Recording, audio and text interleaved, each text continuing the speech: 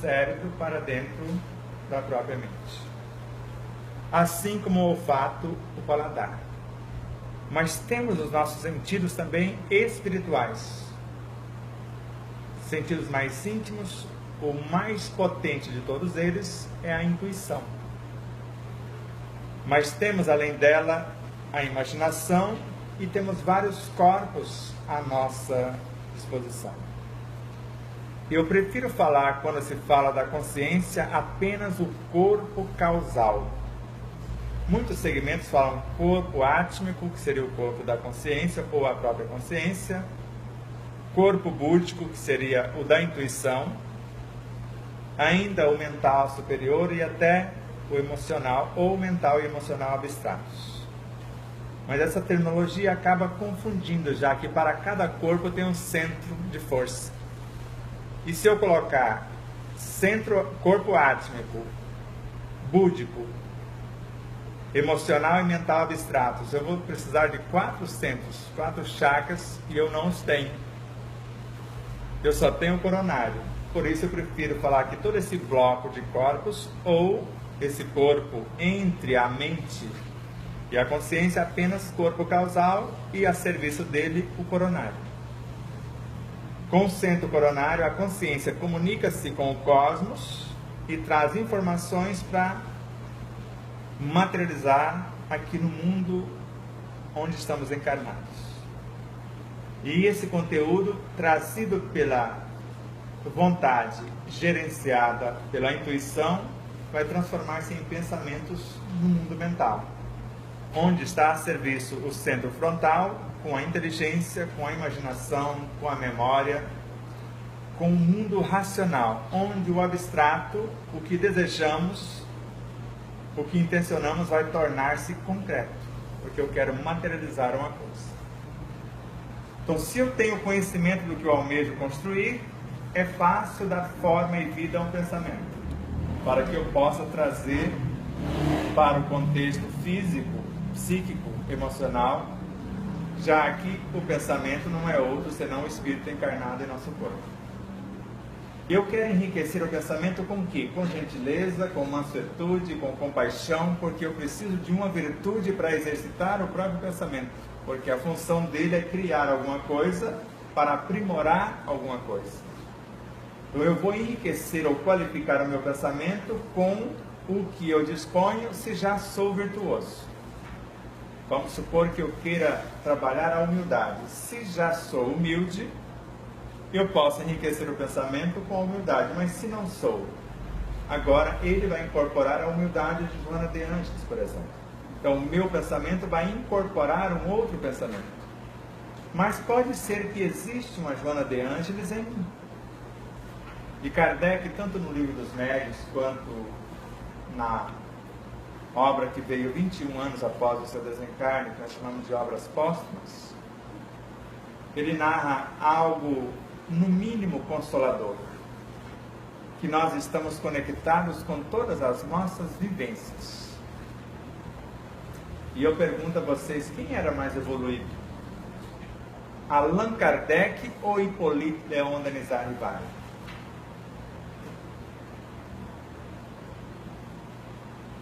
Quem era mais evoluído? Allan Kardec ou Jan Hus, que foi queimado vivo por acreditar na encarnação, na reencarnação.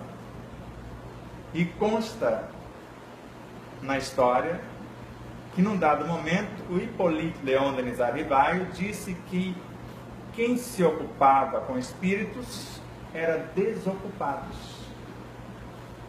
Quem era mais expert no assunto? Porque veja, Leon Denis vivera uma experiência juntamente com Jan Hus com o nome de Jerônimo de Praga. E ambos fiéis ao Cristo, e Leon Denis como se fosse um fiel escudeiro do próprio Jan Hus. E no momento que ele não nega, mas sim confirma o que ele acreditava por amor ao Cristo, sendo queimado vivo, Leon Denis segue pregando as mesmas ideias e mais tarde morre também da mesma forma. E o curioso é que, com Leon Denis, é sabido que o mentor de Leon Denis durante 50 anos foi Jerônimo de Praga. Não é interessante? Uma vivência que ele tivera anterior veio prepará-lo para uma nova experiência, embora ele já soubesse tudo aquilo na encarnação anterior, e agora, como se construísse um ser novo, que precisou aprender e relembrar algumas coisas. E Allan Kardec, conforme consta na obra A Reencarnação de um Druida, quando o Espírito Zéfiros lembra Hipólite da sua missão, literalmente lá está, muito claro, Kardec assume o comando. Como nós vemos com Leon Denis, a troca de personalidades. Mas se não acreditarmos nisso, isso não vai fazer diferença para o Espiritismo, nem para Kardec, o Kardec de fato, o druida, nem para Hipólite Leon Denis Arrivai, se nós acreditarmos ou não. Fato é que alguma coisa, ao ser trazida do mundo consciencial de Hipólite Leon Denis Arrivai, ele assume o compromisso e vai investigar as manifestações dos espíritos e coletar. Nós ficamos encantados com informações quando nós vemos na obra O Livro dos Espíritos, num dado momento que ele vai falar da humildade, ele coleta informações de no mínimo 4 espíritos para fazer uma só mensagem. Pode analisar no Evangelho segundo o Espiritismo. Então vamos ver lá o nome de 4 espíritos, e a essência do conteúdo dos 4 estariam cunhada na mensagem que ele passa sobre a humildade, dizendo que quem se afirma virtuoso, ou melhor, falando da virtude, a lição é a virtude. Quem se afirma virtuoso não o é, porque o ser que é virtuoso nem ele sabe que é. Antes dá o exemplo lá no Vianney Cura d'Ars. Ele era virtuoso, mas nem sabia que era, porque a virtude é a nossa consciência em ação, fazendo o máximo com o mínimo, sem esperar nada em troca e sem parar para pensar ou para mensurar o tamanho daquilo que estamos fazendo. Faz por amor à causa, por amor ao Cristo, por amor ao meio onde se encontra. Então nós temos 3 situações que nós costumamos dizer para o processo reencarnatório, e como começamos a dizer na semana passada, podemos gerar uma muda a partir de uma semente, de uma árvore, a partir de um galho desta árvore, ou a partir da combinação de um conteúdo desta árvore, de um galho que está frutescendo nesta árvore, tendo como sustentáculo uma outra árvore que vai formar o que nós chamamos de cavalo no processo da enxertia. O processo de incorporação da nossa consciência com outra consciência é como se fosse uma enxertia. Eu tenho uma base de conhecimento, uma fé, conforme vemos no Evangelho segundo o Espiritismo, que a fé precisa de uma base, e a base é a compreensão perfeita daquilo em que devemos acreditar. Eu acredito porque tenho certeza, e só tenho a certeza após a compreensão. E eu questiono diretamente a vocês, aos internautas, a todos nós aqui. Não tem coisas que nós sabemos, mas não conseguimos vivenciá-las? Nós temos a base, sabemos como fazer, mas não conseguimos vivenciar. Será que nesse momento não teríamos que ter uma atitude de humildade e reconhecer pelo menos que quem está no comando sabe o que fazer, sabe até quando fazer, mas não sabe como realizar?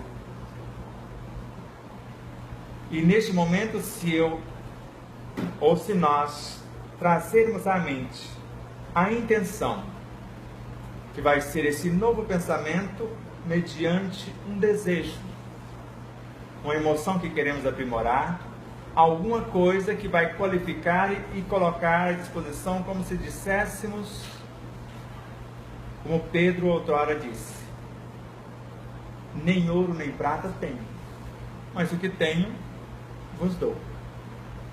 Embora ele não disse isso diretamente para o Cristo, mas para alguém que pedia uma assistência, então nós vamos colocar o que nós já dispomos e vamos incorporar de uma outra realidade vivenciada por nós para colocar em pauta o que pretendemos. E é fácil, porque quando colocamos e com humildade, reconhecendo a própria ignorância, que falta-nos algo, parece que é nítido, muito claro e muito rápido, a gente vê florescer novas ideias. Parece que estava ali esperando o trabalho, como a parábola do trabalhador da vinha. Estava aqui durante todo o dia, só me faltava trabalho. E elas se apresentam e o nosso pensamento vai tomando forma, criando vida.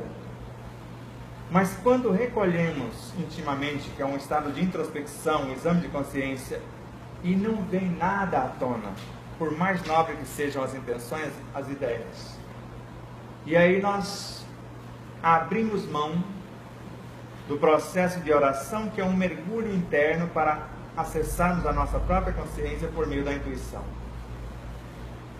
E aí nós enviamos uma frequência